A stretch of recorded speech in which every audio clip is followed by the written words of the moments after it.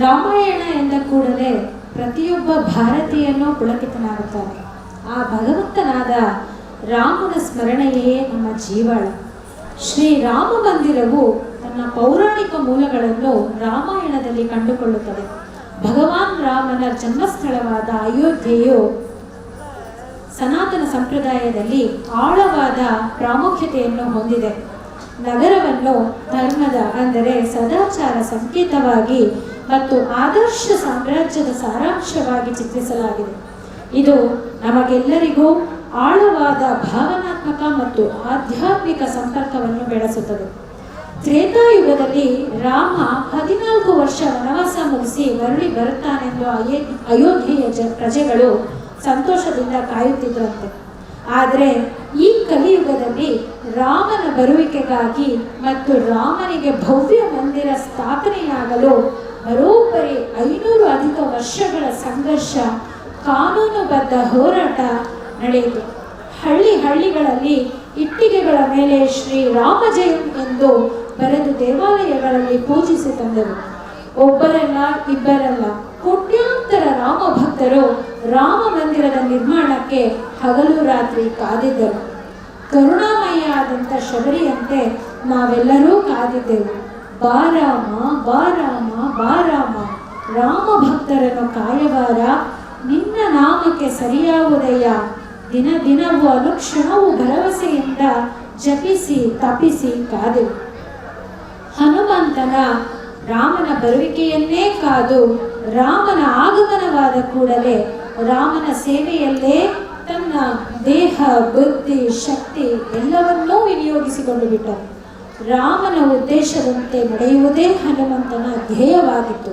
ಹಾಗೆಯೂ ಇಲ್ಲೂ ಕೂಡ ರಾಮ ಭಕ್ತರು ಶ್ರದ್ಧೆ ಭಕ್ತಿಯಿಂದ ಇಟ್ಟಿಗೆ ಮರಳು ಹೊತ್ತಿಕೊಂಡು ಇವತ್ತಿಗೆ ಭವ್ಯ ರಾಮ ಮಂದಿರದ ಉದ್ಘಾಟನೆ ಸಾಕ್ಷಿಯಾಗಿದೆ, ಸಫಲವಾಯಿತು. ಸರ್ವರಾಮ ಭಕ್ತಿ ಮನೋರಥ ಭಕ್ತರ ಮನಸ್ಸಿನ ಕಲ್ಪನೆ ಸಾಕಾರವಾಗಿ ನಿಂತಿದೆ. ಸರ್ವಂ ರಾಮಮಯ, ಅಲ್ಲಿ ನೋಡಲು ರಾಮ, ಇಲ್ಲಿ ನೋಡಲು ರಾಮ, ಎಲ್ಲೆಲ್ಲಿಯೂ ರಾಮ ರಾಮ ರಾಮ ರಾಮ. ನಮ್ಮ ಇತಿಹಾಸ ಕಂಡಂತೆ ಎಲ್ಲವೂ ರಾಮರಾಜ್ಯವಾಗಿತ್ತು. ಅಯೋಧ್ಯೆಯ ಶ್ರೀರಾಮ ಮಂದಿರದ ಇತಿಹಾಸವು ಪುರಾಣ ದಂತಕಥೆಗಳು, ಐತಿಹಾಸಿಕ ಘಟನೆಗಳು ಮತ್ತು ಸಮಕಾಲೀನ ಸಾಮಾಜಿಕ ರಾಜಕೀಯ ಚಳುವಳಿಗಳ ಎಳೆಗಳೊಂದಿಗೆ ಹೆಣೆದ ವಸ್ತ್ರವಾಗಿದೆ. ಇದರ ಪ್ರಾಮುಖ್ಯತೆಯು ಧಾರ್ಮಿಕ ಗಡಿಗಳನ್ನು ಮೀರಿದೆ. ಲಕ್ಷಾಂತರ ಜನರ ಸಾಂಸ್ಕೃತಿಕ ಮತ್ತು ಭಾವನಾತ್ಮಕ ನೀತಿಗಳನ್ನು ಒಳಗೊಂಡಿದೆ. ರಾಮ ಮಂದಿರದ ನಿರ್ಮಾಣವು ಕೇವಲ ಭೌತಿಕ ರಚನೆಯನ್ನು ಪ್ರತಿನಿಧಿಸುತ್ತದೆ, ಆದರೆ ನಂಬಿಕೆ, ಸ್ಥಿತಿಸ್ಥಾಪಕತ್ವ ಮತ್ತು ಭಗವಾನ್ ರಾಮನ ಮಹಾಕಾವ್ಯದ ನಿರಂತರ ಪರಂಪರೆಯ ಅಭಿವ್ಯಕ್ತಿಯಾಗಿದೆ. ಇದು ಭಾರತದ ಸಾಂಸ್ಕೃತಿಕ ಭೂದೃಶ್ಯದಲ್ಲಿ ನಿರ್ಣಾಯಕ ಕ್ಷಣವನ್ನು ಸೂಚಿಸುತ್ತದೆ. ಪುರಾಣ, ಇತಿಹಾಸ ಮತ್ತು ಅದರ ಜನರ ಸಾಮೂಹಿಕ ಪ್ರಜ್ಞೆಯ ನಡುವಿನ ಆಳವಾದ ಬೇರೂರಿರುವ ಸಂಪರ್ಕವನ್ನು ಬಲಪಡಿಸುತ್ತದೆ.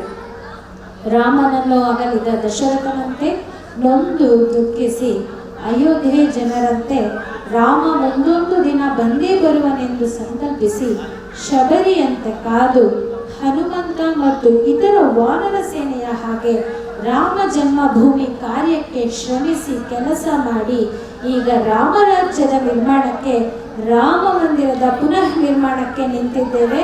ಜೈ ಶ್ರೀರಾಮ್. ಜೈ ಶ್ರೀರಾಮ್. ಈ ಎಲ್ಲ ಪ್ರಸಂಗಗಳನ್ನು ಈಗ ನಿಮ್ಮ ಮುಂದೆ ನೃತ್ಯ ರೂಪದಲ್ಲಿ ಶ್ರೀಮತಿ ದಿವ್ಯಾ ಅವರು ಪ್ರದರ್ಶಿಸಿದ್ದಾರೆ.